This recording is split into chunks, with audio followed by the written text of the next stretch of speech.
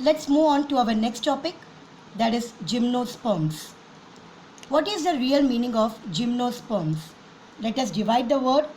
Gymno means naked and sperms means seeds.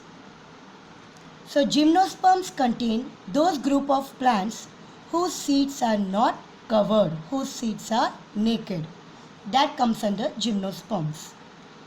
But actually gymnosperms are also non-flowering plants. They do not bear flowers. Then you may ask, then how come they are placed under phanerogams? Children, in the previous video, I just told you, phanerogams are those group of plants which has got a special structure for reproduction and who can produce seeds. Right? So this is a real definition I told you in the previous video.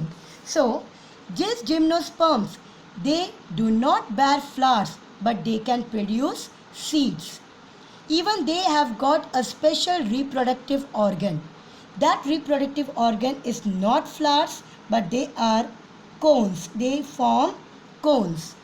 Cones are of two types, male cone and female cones. Let me tell you that these cones, if you remember children, when we were learning about Pteridophyta, we have seen that the posterior side of the leaf, they are having sporangia, if you remember, right? This sporangia, when they develop, they get converted into sporophyll. That comes the next group, that is gymnosperms, right? All the things are nothing but they are the evolution, one after the other. So sporangia, when they develop, they get converted into sporophylls. These sporophylls are of two types, that is megasporophyll and microsporophyll. Megasporophyll give rise to female cones. They give rise to female cones, and microsporophyll give rise to male cones. These are the reproductive organs of the gymnosperms. Just like your flowers, female cones contain ovary and male cones contain pollen grains. Hence, here the reproduction takes place as it takes place in flower. So, after fertilization, they form seeds. So, that's the reason why this particular group of plants, they also comes under phanerogams. Hope this is clear to you children now. In your textbook, if you will see, they have written that this particular group of plants have male and female flowers on two separate sporophylls.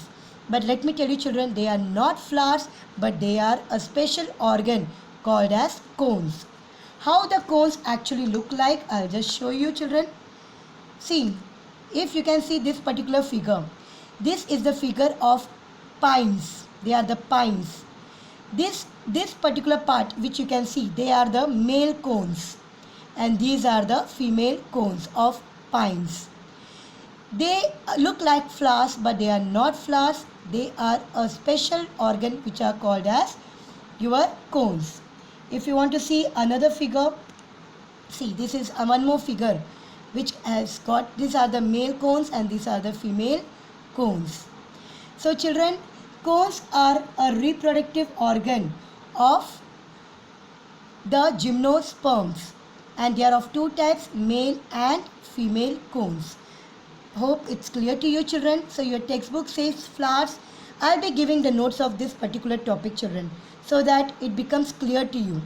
So because in the higher standard, when you will go to the higher standard, this is what you are going to learn. So that's the reason I want to make it clear in 9th standard itself that even gymnosperms are non-flowering plants but they have got a reproductive organ called as cones which are formed on two different sporophylls, that is megasporophyll and microsporophylls. So I'll be giving the notes of this in detail. The other characteristics of this particular group of plants are they are evergreen children. They are evergreen plants and they are perennial. I hope you know this word perennial. Perennial means they can live for a longer years.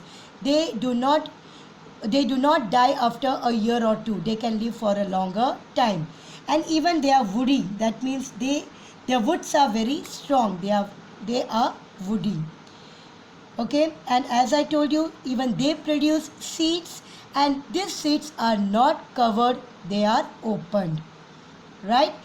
Hence the example for this particular group of plants are cycas, pines. These are the example of your gymnosperms. Hope this topic is clear to you, children. I'll be giving the notes of this in detail, as your textbook doesn't give the entire detail, because the textbook says they have flowers but they are non-flowering plants, but they contain cones. So the notes I'll be giving you, I'll putting up the notes of this in the group. Hope this is clear. In the next video we will learn about the next topic, that is angiosperms. Thank you, children.